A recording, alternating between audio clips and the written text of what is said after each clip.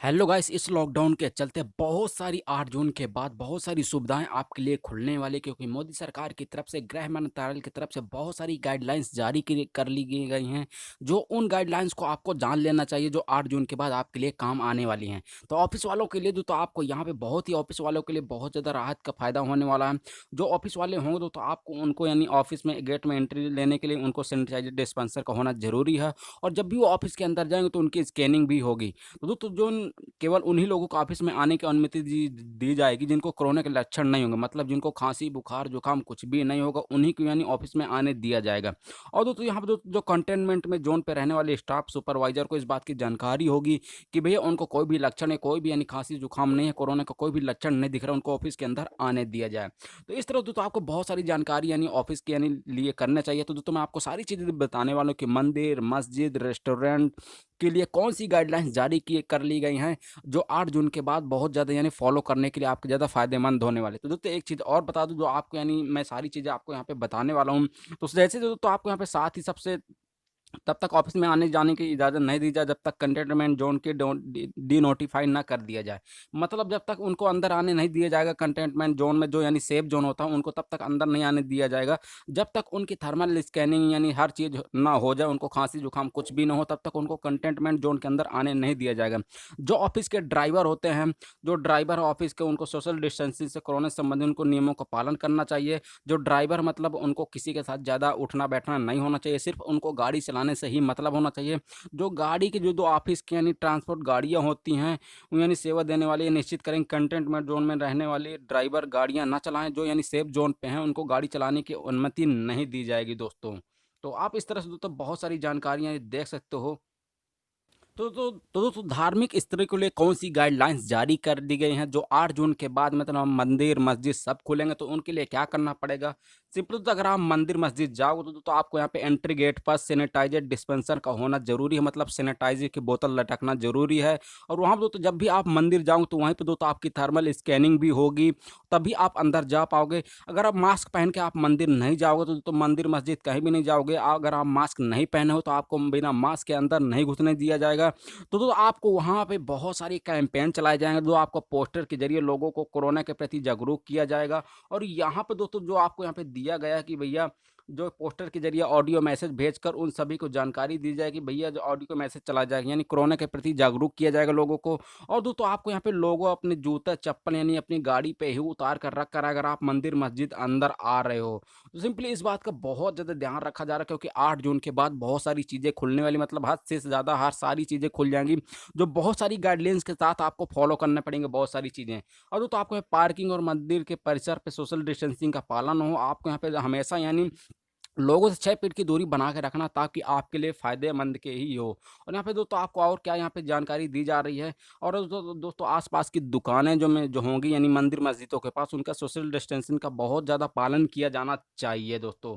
तो इस बात का दोस्तों बहुत ज़्यादा ख़्याल रखा जाएगा 8 जून के बाद, क्योंकि बहुत सारी गाइडलाइंस के हिसाब से 8 जून के बाद लॉकडाउन खोला जा रहा है बहुत सारे लोगों को। दोस्तों 8 जून के बाद दोस्तों अब बहुत सारे रेस्टोरेंट खोल दिए गए हैं, और सभी गाइडलाइंस के फॉलो करते हुए रेस्टोरेंट खोले गए हैं। तो उन रेस्टोरेंट के लिए कौन-सी यानी गाइडलाइंस को फॉलो करना पड़ेगा? अगर आप रेस्टोरेंट जाने वाले हो, अगर रेस्टोरेंट जाते हो, तो आपको कम से कम 6 मिनट की दूरी बनाकर रखनी होगी।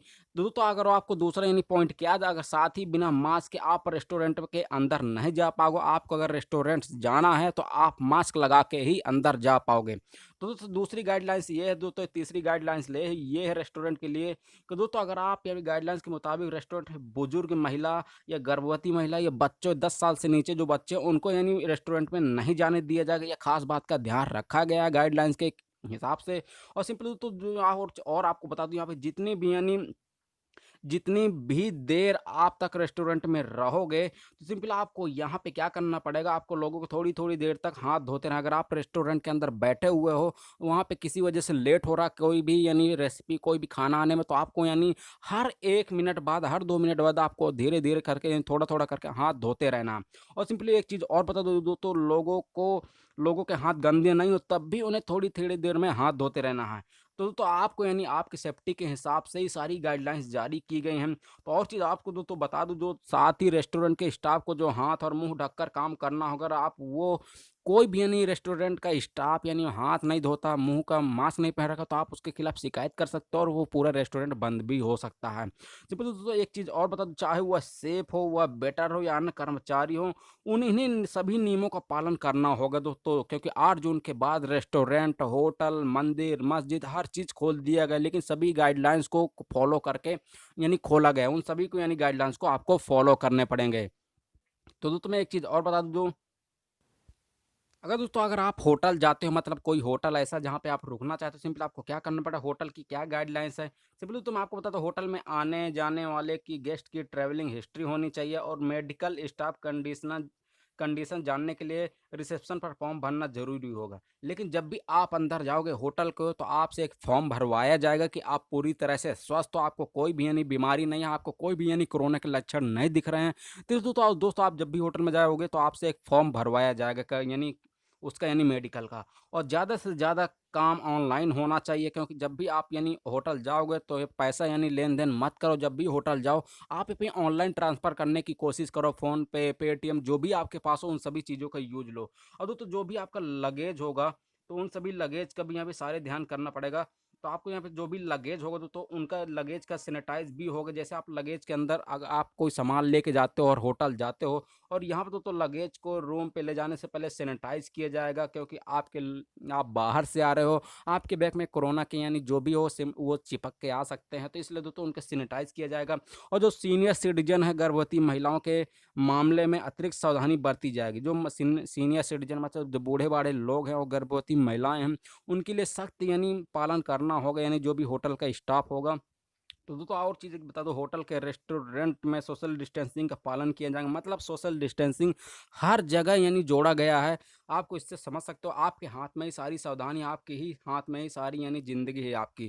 तो कब तक लॉकडाउन किया जाए, क्योंकि देश की इकोनॉमी को भी आगे बढ़ाना, नहीं तो गरीब जनता भी भूखी मर जाएगा, आप भी यानी भूखे मर सकते हो। दोस्तों इसलिए कहता हूँ, आपको इन सभी चीज़ों का ध्यान रखना चाहिए और साथ ही ज़्यादा से ज़्यादा डिस्पोजल का इस्तेमाल होना चाहिए। चाहे आप 5 स्टार हो, चाहे जहाँ जो भी स्टार पे जाओ, तो सिंपल आपको वहाँ पे दोस्तों यूज़ एंड थ्रो वाला यानी बर्तन दिया जाए, मतलब जो खाने वाले डिस्पोजल है, ताकि आप एक बार खाओ दोबारा फेंक दो, या कोई भी पानी वाली ग्लास हो, पानी पियो उसको फेंक दो। इसलिए दोस्तों बहुत सारी सुविधाओं का यानी ध्यान में रखते हुए गाइडलाइंस जारी की गई हैं। दोस्तों अगर आपको ये वीडियो अच्छी लगी तो कमेंट में नाइस वीडियो जरूर लिखना, और ऐसी वीडियो में अगली बार आपको और यानी जानकारी भरी लाऊंगा। अगर आपकी वीडियो अच्छी लगी तो कमेंट में नाइस वीडियो जरूर लिखना।